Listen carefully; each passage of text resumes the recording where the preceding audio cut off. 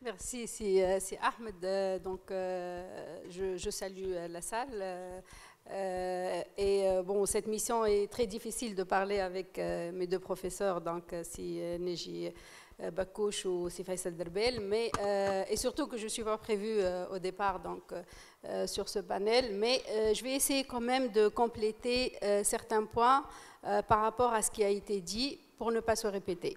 Donc, le premier point sur lequel je vais intervenir, c'est le problème de transfert de compétences.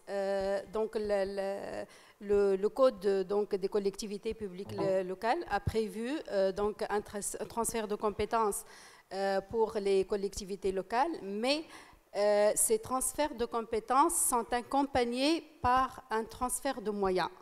Et c'est là la solution pour ces collectivités locales, c'est que le transfert de moyens, ça sous-entend le transfert de moyens humains et matériels. Donc il doit y avoir transfert aussi de ressources.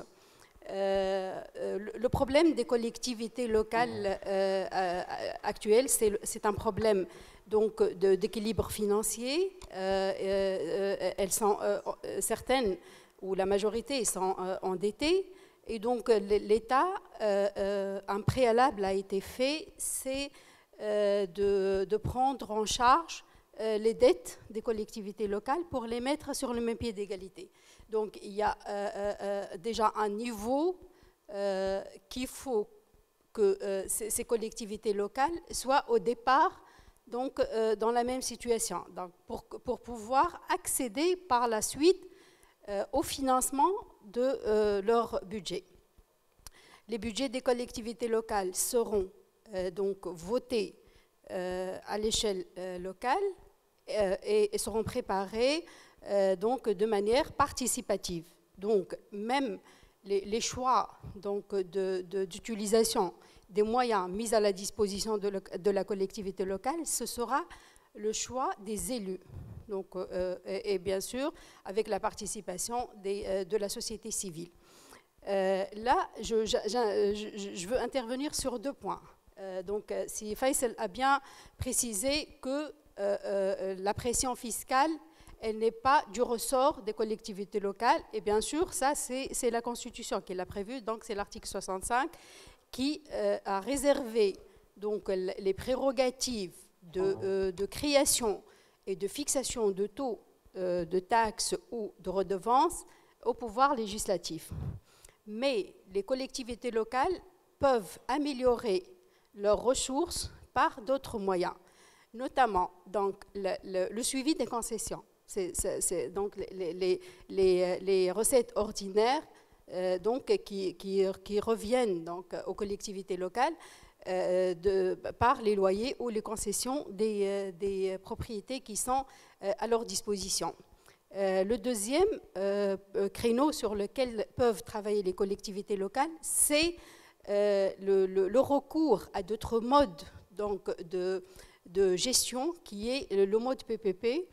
Et le mode PPP, ça permet aux collectivités locales de ne pas s'endetter directement, puisque la société qui va réaliser le projet va elle-même financer et la collectivité locale va payer un loyer qui sera étalé sur la période du contrat de PPP. Le PPP en Tunisie, bien sûr, tout le monde le sait, c'est un PPP à loyer fixe, ce n'est pas un PPP pour l'exploitation, donc ils ne peuvent pas déléguer l'exploitation. Par contre, la concession, elle permet de déléguer l'exploitation de certaines propriétés ou de certains services qui devaient être assurés par la collectivité locale et qui peuvent être assurés par le privé, mais les redevances reviennent à la collectivité locale.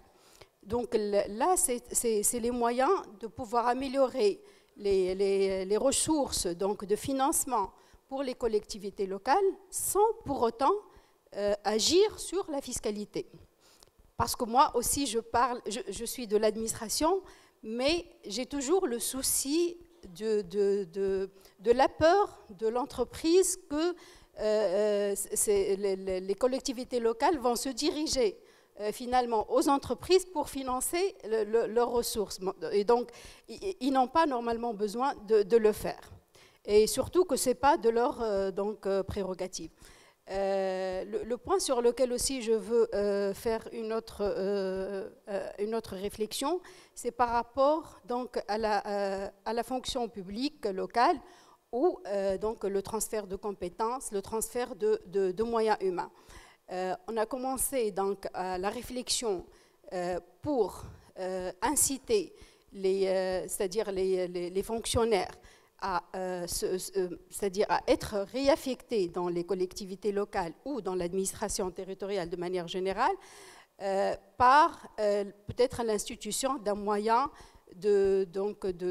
d'encouragement ou une indemnité supplémentaire.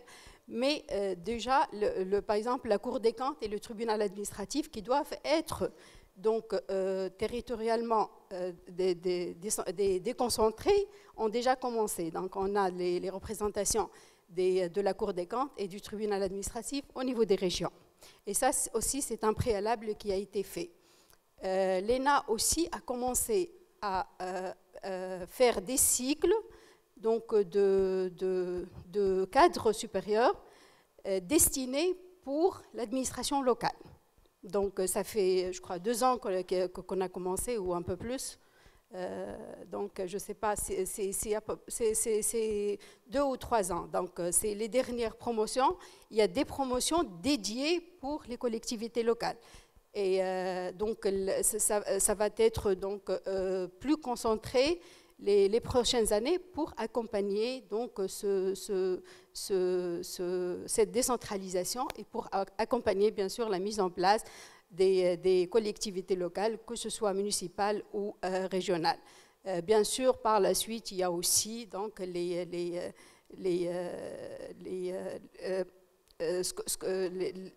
risque donc, que par la suite, il y a un transfert de compétences des administrations centrales ou des administrations déconcentrées vers les collectivités locales. Et avec ce transfert, il y a aussi transfert de compétences, de personnel donc, qui faisait les mêmes prérogatives avant.